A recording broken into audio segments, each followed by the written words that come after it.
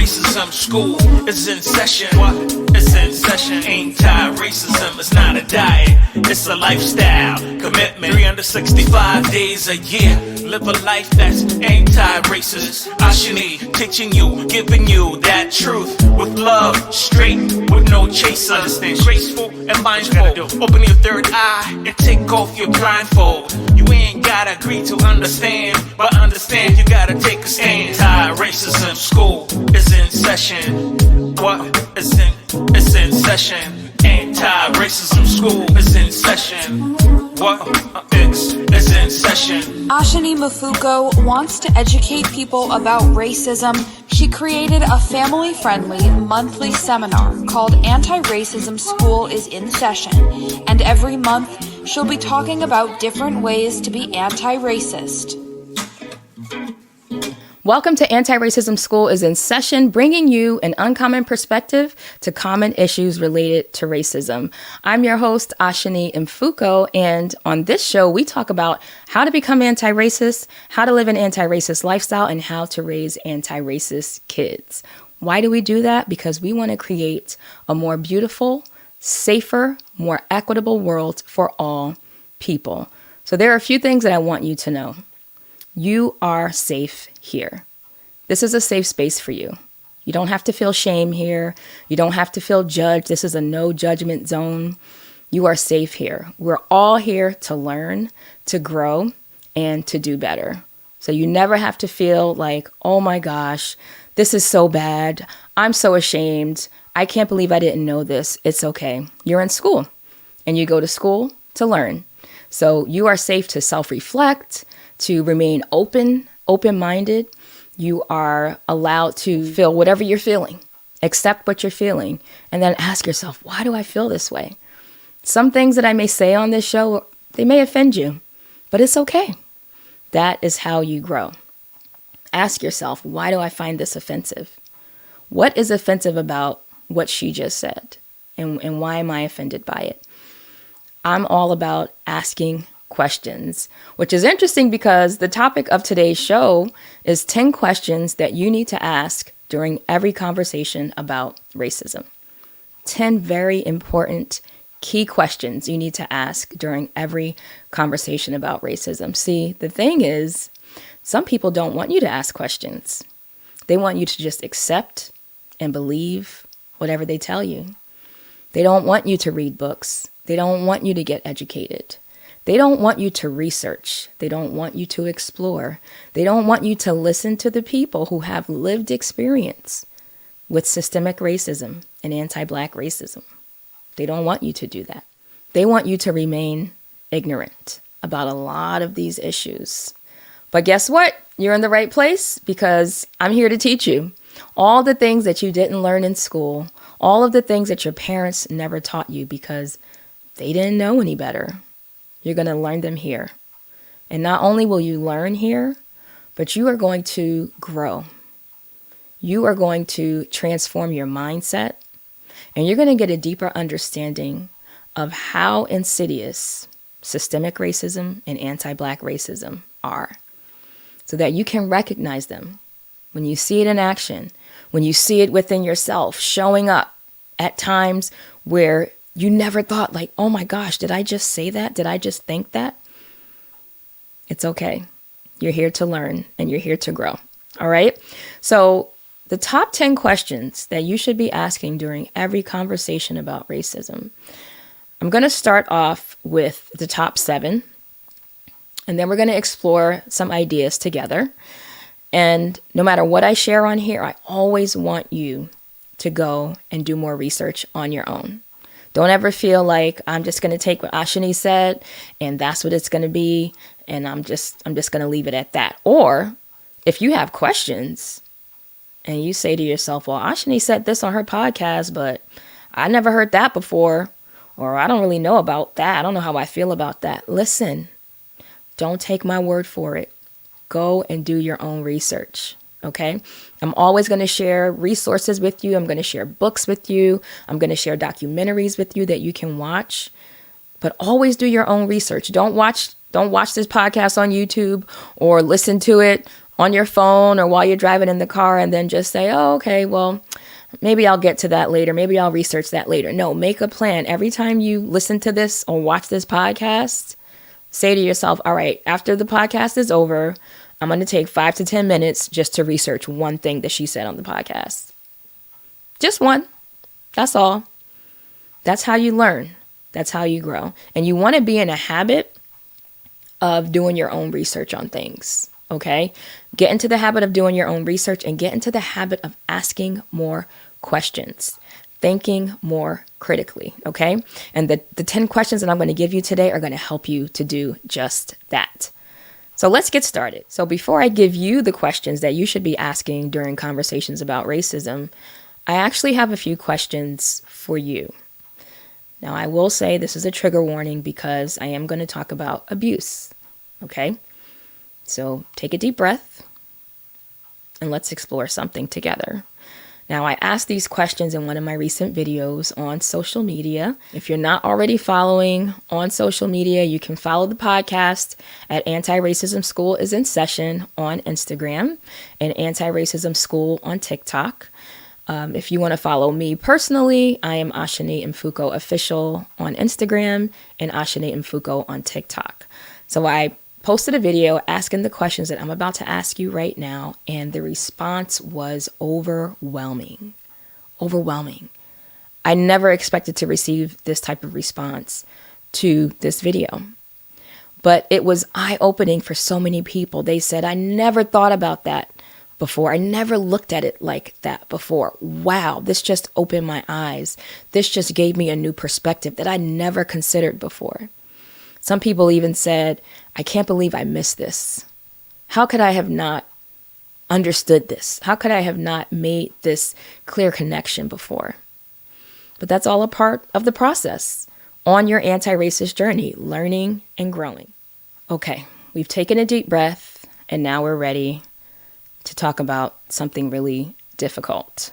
Okay, I'm going to ask you a few questions and then we're going to tie it back in to how systemic racism and anti-Black racism started in this country and how we see it still happening today. Okay? So my first question for you is, what happens when your abuser tells the story of your abuse? What happens when your abuser tells the story of your abuse? Would you want your abuser to tell the story of your abuse? How their abuse traumatized you, harmed you, and how it negatively affected you? Would you want them to tell their version of your story? Would you want your abuser's family and friends to decide how your abuser is held accountable for their abuse towards you? Would you want your abuser's family and friends to be the ones who create the laws, the policies, and the practices for abusers based on the version of the story that your abuser told about the abuse that they inflicted upon you? Would you want that? I know it sounds utterly ridiculous. It sounds absolutely ridiculous, right? I'm guessing your answer is no, because when I asked on social media, everyone said, absolutely not, blank, no. Okay? No way. I would not want that. Absolutely not. Well, here's the thing. That's exactly how systemic racism works. So if you wouldn't want that for you, why would you accept that for us? That's how systemic racism works.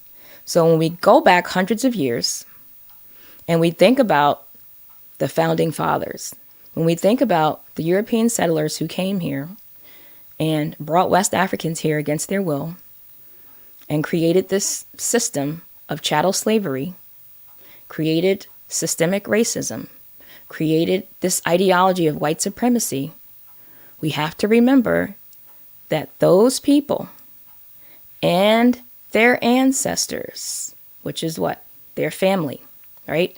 Their ancestors, their family, their friends, for hundreds of years, what did they do? They enslaved. They murdered. They stole land, right? If you go even further down the line, they were stealing inventions. They were stealing intellectual property and ideas, which we understand today just how valuable ideas are. And we understand today just how valuable intellectual property is, right? So if you were enslaved, you were not viewed as human. You were viewed as chattel. You were viewed as property, right? So you were being abused on the daily. You're being raped on the daily. You're being mistreated. You're being dehumanized. You're being criminalized. And if you think of when chattel slavery ended, a new slavery came in. A new version of slavery came in, right? And you hear about that. If you have watched the documentary 13th, if you have read certain books like The New Jim Crow, which I'll show you in a moment, because I want to recommend some books for you to read, you understand that chattel slavery, it didn't really end, it transformed, right? It transformed into what we know now as the prison industrial complex, the prison system, right? Because prisoners do not have the same rights as those who are not in prison, okay? I'm getting ahead of myself. So these same European settlers and their ancestors, who we can refer to now as European Americans, just as the West Africans that were brought here are now African Americans, right? They created everything that you know today as far as the systems, structures, and institutions in our country. When you think of who wrote the Constitution, it's these same people, the abusers. That's really what they were. You're enslaving other humans and treating them as property, not human, taking away their human rights. You're an abuser. You're a human trafficker, right? Among many other things. So these are the people who wrote the Constitution. And if you go throughout history and you look at who created all of the laws and the policies and the practices for this country, who created all the systems and structures and institutions in our country, right? You think about that. Think about the top news and media companies. Who owns those companies? Who created that? Right? Think about it. There is a clear lineage and a clear connection from that time in our history, right? So your abusers' ancestors, right? Their family and their friends, they got together and decided this is the story that we're going to tell about how we abused African Americans. This is the story. And we're going to make sure that even though we were the abusers, we come out looking like the heroes in the story. We're going to make sure we downplay how we really abuse them, because we don't want people to know about all that. Because, oh my goodness, if they know about it, then they're probably going to want to do something about it, and we can't have that. So we're going to make sure that we put in place laws and policies and practices that help people to believe our story versus the true story. Even though we know that that's going to negatively impact African Americans and other people of color and even indigenous people, all of the lies, they start to add up after a while, and then you have to tell more lies to cover up the other lies that you told. But they were cool with that because they're benefiting from all of these systems and structures and institutions and laws and policies and practices that they created to advantage white people or European Americans and disadvantage and oppress and marginalize Black people, African Americans, and also indigenous and other people of color. This is the reality. This is the truth that they don't want you to learn in school. This is the truth that they don't want you to talk about. That's why they tell you talking about racism is divisive. It is unprofessional. It's too political. You should not talk about it, right? Because guess what? You can't fix a problem that you don't talk about. You can't change a problem that you don't talk about, right? You see the mental programming here? This is why it's important to ask questions, to do your own research, to listen to those with the lived experience, and also to think critically. Because if your abuser's in control of everything, if your abuser's always telling your story of how they abused you and your ancestors, and you currently with the current systems that are still in place from hundreds of years ago, right? They just transformed. They never ended.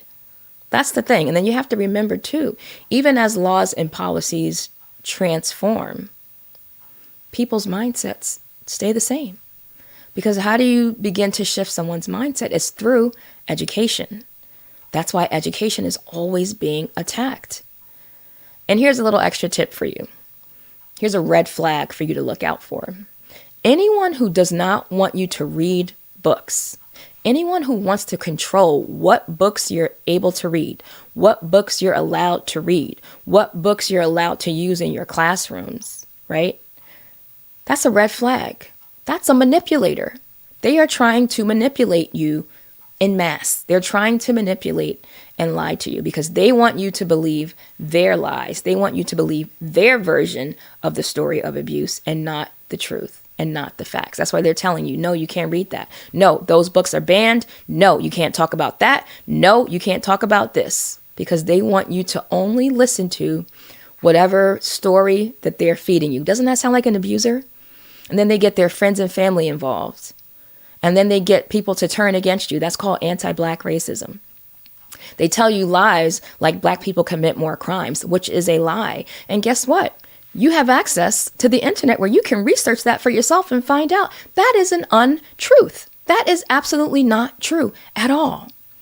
But if they can lie to you and manipulate you and get you to believe these things, then obviously you're going to look at Black people differently, because you're like, oh, well, of course they were shot unarmed by the police. I mean, they're criminals, even if they're just standing there, even if they're just walking down the street, even if they're sleeping in their home, they're criminals. So yeah, the police should probably shoot and kill them, even though they're unarmed. It makes sense. Does it though? Does it really? Because I'm sure there's a part of you inside that's like, something about this just doesn't seem right. Something seems off. Something seems off. Follow your gut. Follow your gut. Because deep down inside, you know, someone telling you who is in a position of power, an elected official, telling teachers and educators, you cannot have access to these books. You can't read these books. Kids cannot see these books. Why not? Why is it that you want to keep them from learning the truth? Think about that. Because if you don't teach our children, if you don't learn for yourself the truth and the facts about our country's history and how it connects to and impacts what's happening today, the only thing left for you to teach them is lies. Are you okay with that? Those are literally your options. Teach the truth, teach the facts, or teach lies. An abuser is always going to opt to choose lies. They're going to always want to create their own version of the story of their abuse towards you. And they're going to get together with their powerful friends, and they're going to create systems, maybe laws. Like as a teacher, you can get prosecuted if you read these books to your students. A teacher getting prosecuted for reading truthful, accurate historical books to their students, what does that sound like to you? Think about it. Think about it. It's deep. It's deep. So let's get into these questions, because for those of us who are truth speakers, like myself, and those of you who are truth seekers, these are the kinds of questions that you need to be asking. These are also the questions that people in positions of power who want to control you, lie to you, and manipulate you, so that you will always and only believe their version of the story of their abuse towards African Americans, Indigenous, and other people of color. These are questions that they don't want you to ask, but I'm going to give them to you anyway, all right? Because we are in this together, and we're all about making the world a safer, more beautiful, more equitable place for all people. You ready for these questions? Let's dig in. Here are the top 10 questions that you should be asking during conversations about racism. Number 1, who's telling the story? Who's telling the story? Because remember, we know that the abuser has one version of the story, while the person who is the victim of abuse has a completely different version of the story.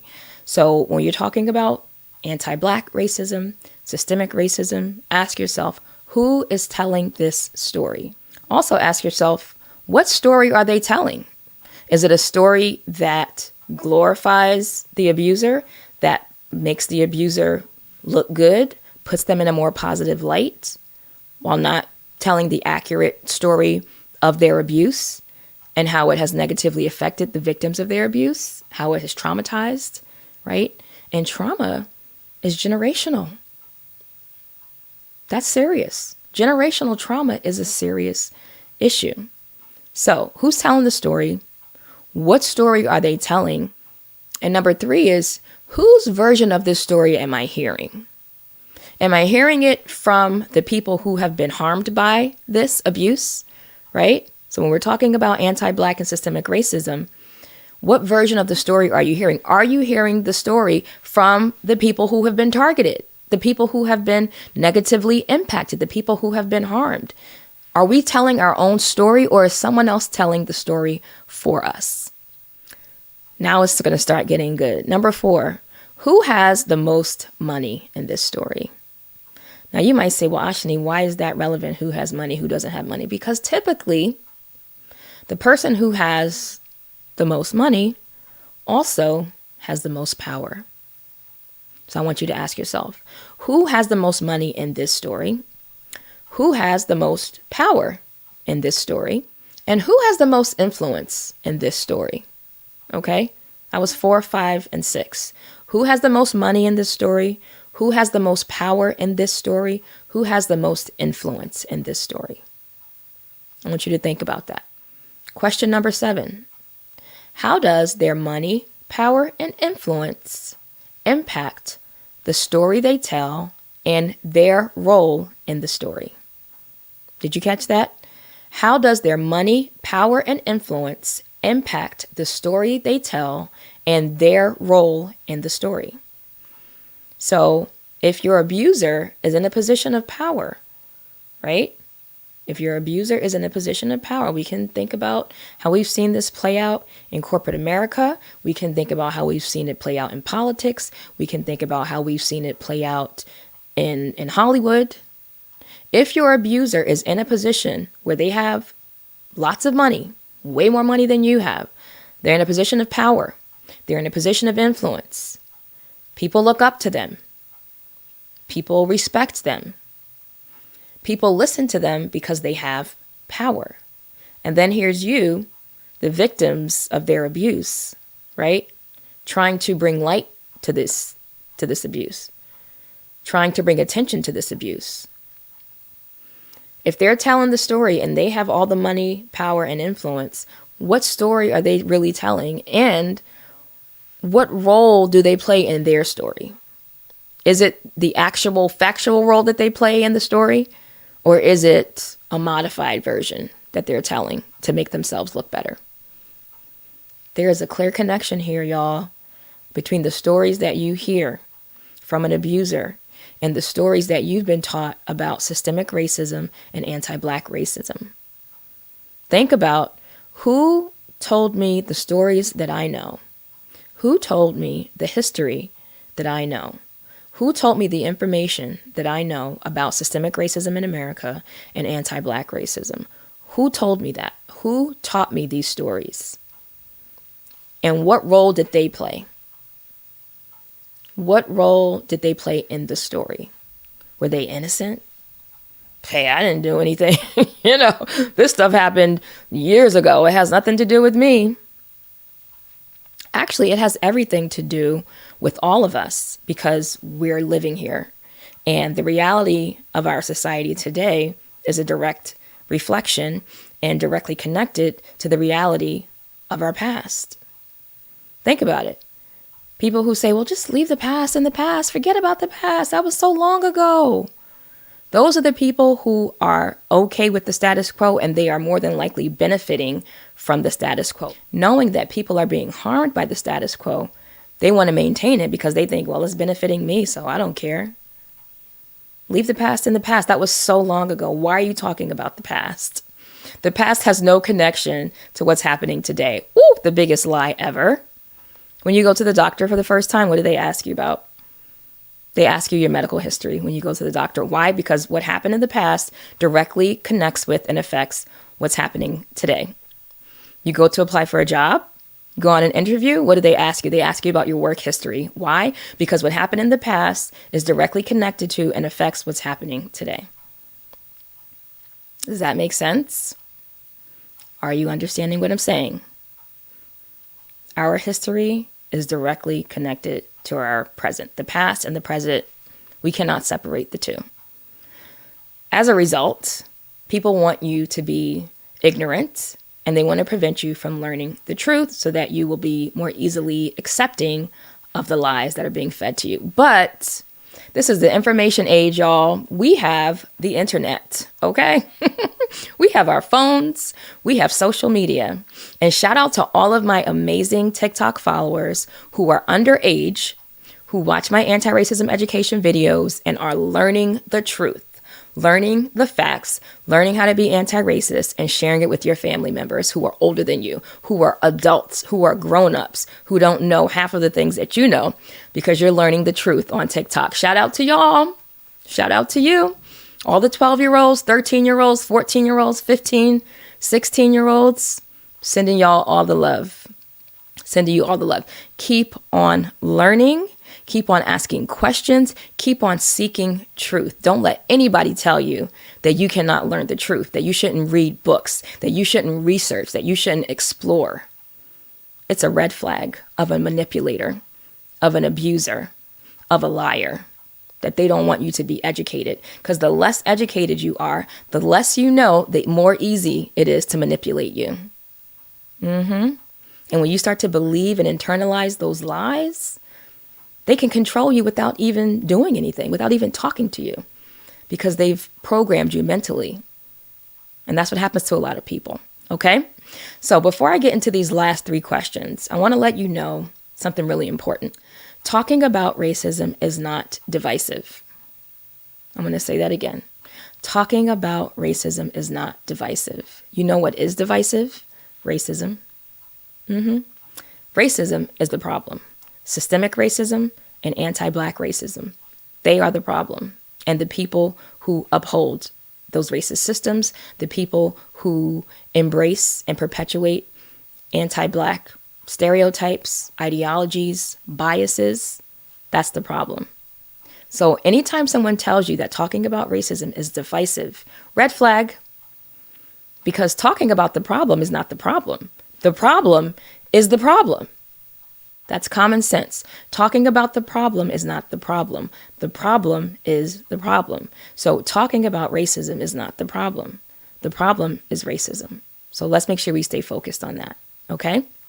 Now, during conversations about racism that you're going to inevitably have at some point, typically people try to avoid them, but you can only avoid them but so much, especially if you are someone who says, I want to be a part of the solution. I don't want to just sit back and be a bystander. I don't want to just sit back and pretend like I don't know what's happening, like I don't know what's going on. I don't want to sit back and say, well, I didn't do anything. Well, why didn't you do something, right? Turn that statement, I didn't do anything, into a question. I didn't do anything? I knew all of these horrible things were happening to my African American brothers and sisters around me, to my neighbors, to my friends, to my family members, and I didn't do anything? What's up with that? Okay? So I want you to get more comfortable talking about racism, because we cannot solve or fix or change a problem that we refuse to talk about. So as you embark on these difficult, challenging, and uncomfortable conversations, I'm going to give you 3 questions that you can ask when you're having this conversation and someone says something that is just off. It is racist. It is racially biased. It is a negative racial stereotype about a group of people.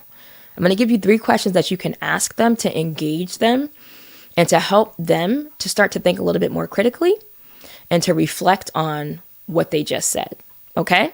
Again, no shame, no judgment. We are having conversations because we want to know better and do better. So here are the last 3 questions in the top 10 questions that you should ask during conversations about racism. The first question is, where did you learn that from? Where did you learn that from? Right? So let's say someone says to you, well, Blacks commit more crimes than everybody else. Where did you learn that from? Where did you learn that from? Right? Because more than likely they have not done any research, which is why they're saying something that's not true. It's just them repeating, right, that racist programming, the racist lies, the racist manipulation that they've been told. Black people commit more crimes. That is not true. And they could easily find that out if they did a basic search online, but they don't, because That's where that lack of education comes in, and that lack of critical thinking, and that lack of a desire to explore and research on their own so that they can learn the truth and learn the facts. So you always ask, where did you learn that from? The second question that you can ask them, and this is actually number 8 in our top 10, is, do you think that you know all there is to know about this? Do you think that you know all there is to know about this? So when you're having a conversation with someone and they're saying all of these racist stereotypes, these racially biased comments, and you're just cringing, you're just like, oh my gosh, the hair on my arms is standing up. This is terrible. This is awful. Ask them, do you think you know all there is to know about this? I mean, it sounds like you might be missing a few things, right? Because then that causes them to kind of stop for a second and say, well, I don't know if I know everything about this, but, well, if you don't know everything, that means there's more for you to learn. So maybe you should explore that a little bit. And the last question, this is question number 10. Is it possible that there may be more for you to learn about this? Very simple questions, but they cause someone to stop in their tracks, self-reflect, and think a little bit more critically about what they're saying. So use these questions, use these 10 questions as you're having these conversations. I want you to think about it. Don't just take whatever information is given to you. Don't just accept whatever your parents told you and taught you, whatever you learned in school. Don't just take that and accept it as truth. We have access and we gain access to new information every single day. So that means that you should be learning something new and growing every single day. Questioning things. Well, I know that that's what my parents taught, but maybe they didn't even know back then. We have access to new information now. And then consider, how am I taking the new information that I now have access to and allowing that new information to transform how I view things, to transform what I believe about things, to transform how I show up, how I interact with people, how I operate. New information leads to transformation. Education leads to transformation. So you shouldn't just say, well, that's just what I was taught. That's what I've always believed. That's what my parents told me. That's what I learned in school. How long have you been out of school? You've been out of school for a while. So you may want to pick up a few books and learn something new. And if you want to do that, I have 2 amazing recommendations for you today. My first book recommendation that I have for you today is called The New Jim Crow. It is by Michelle Alexander, and it is Mass Incarceration in the Age of Color Blindness. Being colorblind, using that statement, I don't see color, during conversations about racism is very harmful, very harmful. So if you've ever said that, please don't ever say it again. Please stop saying it today. It is very harmful. Why is it harmful to say I don't see color? Right? Because you're saying it because you're telling yourself that I treat everybody the same. Well, first of all, you don't treat everyone the same. That's just the reality. We are living in a systemically racist society. So we've been breathing in racist ideologies, white supremacist ideologies since we were born. It's in the air in this country. You don't have to choose it. It chooses you. You breathe it in all day. You receive the programming through the media that you consume. You receive the programming through the education system that doesn't teach the truth. You receive it through your family, through your community, everywhere, right? So you have to understand that saying that I don't see color is not a flex. It's actually a negative thing, because what you're truly saying is that I don't see how you are treated differently. I don't see the struggles and the challenges that you face that I don't face, right? There's so much more to that. So that's not a good thing to say. Okay, last but not least, this incredible book that will change your life. It's called Caste, The Origins of Our Discontents, and it's by Isabel Wilkerson, an amazing, incredible book that will literally transform your entire life. If you want to get educated about systemic racism and anti-Black racism and how the past impacts what's happening in the present, you have to read. You have to research. You have to think critically, and you have to be open to learning more. So make sure you check those books out, and make sure you subscribe to this podcast. Keep watching, keep coming back, keep learning, and then take a few minutes after each episode to research something on your own, okay? Because remember, anti-racism is not a diet. It is a lifestyle. So thank you for joining me, and I'll see you next time.